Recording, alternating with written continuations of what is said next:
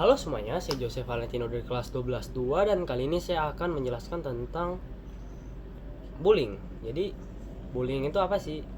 Oke, jadi bullying adalah tindakan suatu yang terorganisir di mana dilakukannya itu untuk menindas seseorang. Nah, di Indonesia ini bullying itu masih dianggap seperti lelucon semata, kayak bercandaan kekanak-kanakan. Tetapi sebenarnya dampak dari bullying ini itu memiliki dampak yang luar biasa dan juga bahkan bisa menyerang mental dari korban. Sebenarnya di remaja ataupun siswa-siswi yang ada di Indonesia itu masih menganggap bahwa bercanda kayak menonjok ataupun kayak bercanda menamai nama orang tua itu sebenarnya masih tindakan yang biasa saja. Tapi mungkin kalau menjadi korban yang lebih lemah ataupun merasa terganggu, itu sebenarnya adalah tindakan bullying yang bisa membuat seseorang stres ataupun terkena gangguan mental. Nah, jadi kita harus mengenal wajah-wajah dari bullying ini. Jadi ada jenis-jenis bullying. Jenis-jenisnya apa aja sih? Ada bullying verbal, ada bullying fisik, dan juga bullying kalau yang terjadi di internet yaitu cyberbullying. Kalau cyberbullying ini kayak dia itu bullying secara verbal tetapi secara online. Nah, contohnya kayak gimana? Saya bisa menghujat siapa aja. Kayak teman saya yang misal saya tidak suka dengan teman saya, ya saya bisa hujat dia. Kayak apaan sih? Nggak jelas lu, nggak jelas, dasar konten nggak berguna, sampah. Itu contoh dari cyberbullying. Jadi orang yang membaca dari teks tersebut itu bisa terkena gangguan mental, kayak mikir, aduh emang konten gue sampai ini kah, atau aduh emang gue sejelek ini kah. Jadi dampaknya itu luar biasa. Kalau misalkan contoh nyata di kehidupan sehari-hari itu kita ambil dari kasus Maya yang terjadi di daerah Jawa.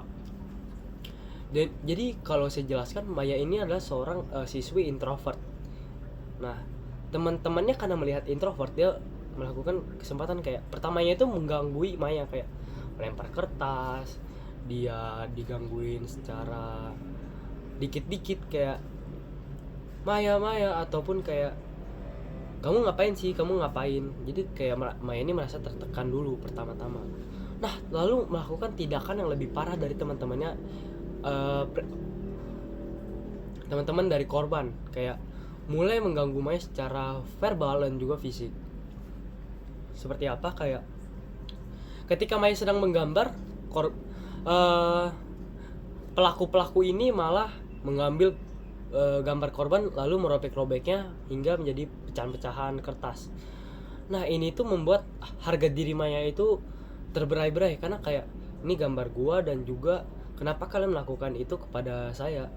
Padahal saya nggak ngapa-ngapain, tidak mengganggu kalian. Nah, jadi sebenarnya dampak dari bullying ini itu sangat besar kepada seseorang. Kalau yang terjadi kepada Maya itu dia itu mengurung diri, habis itu dia tidak ingin ketemu siapa aja. Jadi dampak yang terjadi pada korban itu sangat luar biasa. Dari kasus Maya ini kita itu harus bisa mengambil tindakan. Tindakan apa sih? Tindakan yang bisa kita lakukan itu seperti kita harus mengedukasi masyarakat dan juga bahwa bullying ini tuh tidak seru ataupun perilaku bullying ini tuh membuat korban dirugikan. Dan pelaku-pelaku bullying ini harus diedukasi. Ataupun saya pernah mendengar bahwa korban bullying dan juga seorang yang melakukan bullying bisa disatukan untuk mengenal satu sama yang lain.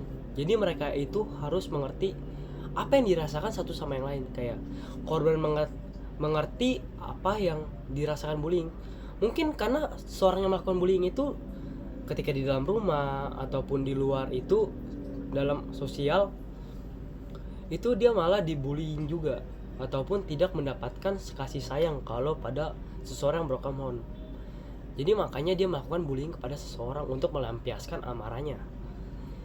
Nah, makanya dari korban dan juga pelaku sebenarnya kita harus mengerti apa sih enaknya dari bullying ini. Jadi kayak kita harus meng-cut off apa yang terjadi di Indonesia ini seperti kasus bullying ini. Jadi menurut saya dampak bullying ini sangat besar sekali untuk pada seseorang orang pada korban terutama, karena sangat dirugikan. Dan jadi gimana sih cara melakukan upaya pencegahannya? Sebenarnya cara upaya pencegahannya itu merupakan tanggung jawab bersama, yaitu seperti orang tua dan juga guru. Tanggung jawab ini merupakan tanggung jawab bersama karena untuk memberikan lingkungan yang nyaman dan juga aman bagi siswa dari tindakan bullying, kita bisa melakukan seperti jika ada perilaku ataupun tindakan yang mencurigakan, kita bisa melapor kepada seseorang agar kebiasaan dari bullying ini bisa putus ataupun musnah dari lingkungan-lingkungan yang ada di sekitar kita. Jadi sebenarnya dampak dari bullying ini sebenarnya sangat besar sekali ya teman-teman. Jadi bullying ini tuh bukan sekedar lelucon yang kayak bercanda, tetapi bisa menjadi tindakan yang lebih serius dan juga merugikan terutama bagi korban. Mungkin itu pesan-pesan saya dari bullying. Maaf jika ada kesalahan ataupun kalimat. Terima kasih, Kanan.